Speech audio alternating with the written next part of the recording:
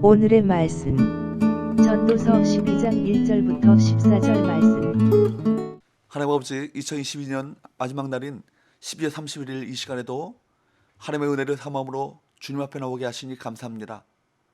이 시간에도 우리 모두에게 말씀을 통해 하나님의 음성을 들려주옵소서. 예수의 거룩하신 이름으로 기도합나이다. 아멘. 할렐루야. 성교 성도 여러분, 오늘 하루도 하나님의 은혜와 평강이 여러분 삶에 넘쳐나길 축복합니다.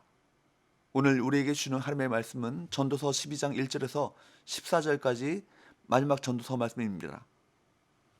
우리는 시간이 흐른다라고 표현하죠. 흐르는 강물을 잡을 수 없는 것처럼 시간도 잡을 수 없기 때문에 흐른다라고 표현하는 것이 아닌가 생각되어집니다. 오늘 2022년 마지막 날 다시 오지 않을 이 시간, 우리가 살펴볼 오늘의 본문의 말씀은 전도서의 마지막 부분입니다. 헤아리의 험한 인생에 관한 지혜를 열성껏 쏟아부었던 솔로몬은 이제 무심히 흐르는 시간 앞에서 우리가 기억해야 할 마지막 지혜에 대해서 이야기하고 있습니다. 솔로몬은 청년들을 향해 창조주 하나님을 기억하라 라고 권합니다. 1절, 너는 청년의 때에 너희의 창조주를 기억하라. 곧 곤고한 날이 이르기 전에, 나는 아무 낙이 없다고 할 해들이 가깝기 전에. 하나님 대신 창조주라는 표현을 사용한 것은 바로 우리 생명이 하나님께로부터 났고 또 하나님께서 우리 생명을 거두실 것이기 때문입니다. 또한 세상에서 하나님의 손길이 담기지 않은 곳이 없기 때문입니다. 청년의 때, 청년의 시기는 인생의 방향을 결정짓는 황금기와 같이 참으로 중요한 시기입니다. 하나님이 나의 시작부터 마지막까지 주관하시고 헤아리의 모든 것이 하나님으로 인해 이루어진 것을 기억한다면 인생의 곤고함 중에서도 방황하지 않을 것입니다.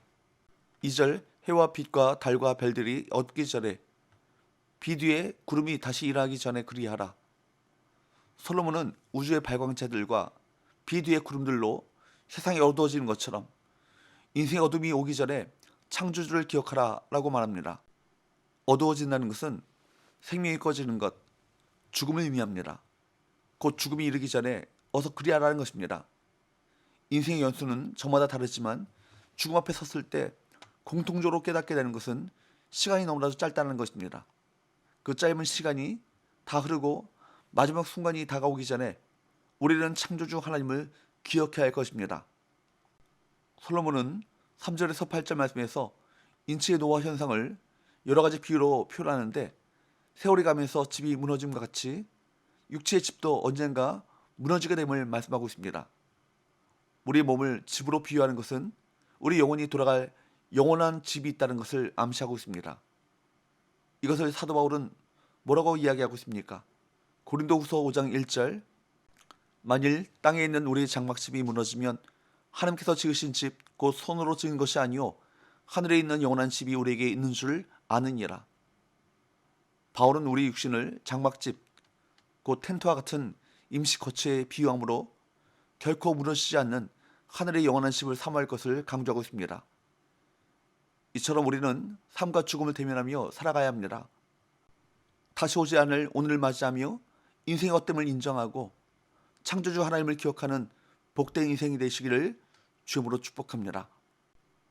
솔로몬은 자신의 지혜를 헛되게 사용하거나 게으르게 사용하지 않았고 백성에게 지식을 가르쳤고 또 깊이 연구하고 진리의 말씀들을 정직하게 기록했다고 고백합니다. 9절 10절, 전도자는 지혜자에 이어서 여전히 백성에게 지식을 가르쳤고 또 깊이 생각하고 연구하여 잠언을 많이 지었으며, 전도자는 힘써 아름다운 말들을 구하였나니 진리의 말씀들을 정직하게 기록하였느니라. 오늘날 우리도 지혜의 말씀을 날마다 깊이 연구하고 묵상하는 자세를 가져야 합니다.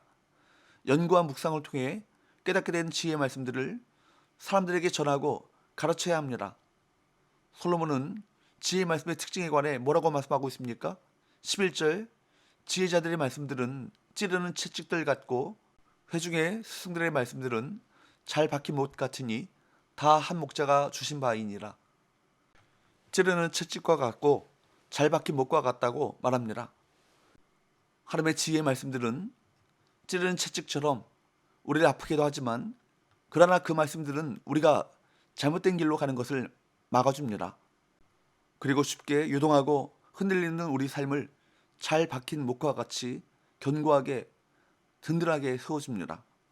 그러므로 하나님의 말씀 앞에 날마다 우리의 생각과 마음을 비춰보며 말씀을 통해 인도하시는 바른 방향으로 끊임없이 조종하고 순종해야 하는 것입니다. 솔로몬은 마지막으로 하나님을 경외하고 그 명령들을 지키라고 명하고 이것이 사람의 본분이라고 말씀하고 있습니다. 해 아래 삶의 모순과 부조리 그리고 험함에 관해 가르친 솔로몬은 그 모든 것을 극복할 길을 무엇이라고 말씀하고 있습니까? 13절 이의 결국을 다 들었으니 하나님을 경외하고 그의 명령들을 지킬지어다. 이것이 모든 사람의 본분이니라. 하나님을 경외함과 말씀을 지키는 것, 이것이 이 모든 것을 극복할 수 있는 길이라고 단언하고 있습니다. 왜 그것이 중요합니까? 14절 하나님은 모든 행위와 모든 은밀한 일을 선악간에 심판하시리라. 하나님을 경외하고 하나님의 말씀을 지켜 순종하는 것은 하나님의 심판을 대비하는 길이기도 합니다. 하나님의 심판을 분명히 인식하고 살아가게 되면 짧고 덧없어 보이는 이 인생을 허비하지 않고 살아갈 수 있게 될 것입니다. 종말론, 너무나도 성경에서 중요한 주제죠. 모든 행위, 모든 은밀한 일은 선악간의 심판을 받을 것입니다. 우리는 종말의 심판에 대해 분명한 태도를 가져야 할 것입니다. 미래가 분명한 사람은 현재가 명료합니다. 종말론을 놓치게 된다면 우리 신앙은 갈 길을 잃어버리고 말죠. 오늘날 신앙의 혼란이 어디에서 비롯되었다고 생각하십니까? 어쩌면 교회 안에, 개인 안에 종말론이 사라졌기 때문일지 모르겠습니다. 성경은 미래의 한 시간에 초점을 분명히 맞추고 있습니다. 그날은 막연하지 않습니다. 확실하고 분명합니다. 그날은 정해져 있습니다. 그날은 반드시 옵니다. 그날을 우리가 기다리든 기다리지 않든 그날은 다가오고 있습니다. 종말론이 희미하면 답이 없는 것입니다. 그러므로 무엇을 하든 예수님의 재림을 의식하며 살아가야 할 것입니다. 이 땅에 자연재해가 늘어나고 전염병이 만연하며 세상이 참으로 혼란스럽습니다. 이러한 혼란한 세상 속에서 우리가 분명히 인식해야 할 것은 이 땅이 소망이 아니라 예수 그리스도께서 재림주로 심판주로 오심으로 이루어질 하나님의 나라, 이것이 진정한 소망임을 분명히 기억해야 할 것입니다. 예수 그리스도의 재림에 대한 분명한 소망과 하나님의 심판에 대한 분명한 인식을 가지고 살아간다면 이 세상에서 어떤 위기가 닥쳐온다 할지라도 흔들리지 않고 삶의 길을 걸어갈 수 있을 것입니다.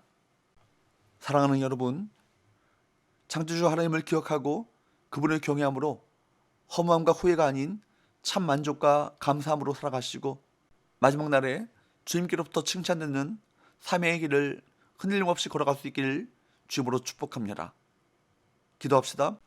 하나님 아버지, 날마다 하나님의 말씀을 묵상함으로 인생의 마지막에 하나님의 심판이 있음을 분명히 기억하고 살아가게 하시고 이 분명한 인식 가운데 창조주 하나님과 그 명령을 지켜 행함으로 지혜로운 삶을 살아가게 하여 주옵소서. 예수님이 걸어가신 이름으로 기도하옵나이다. 아멘.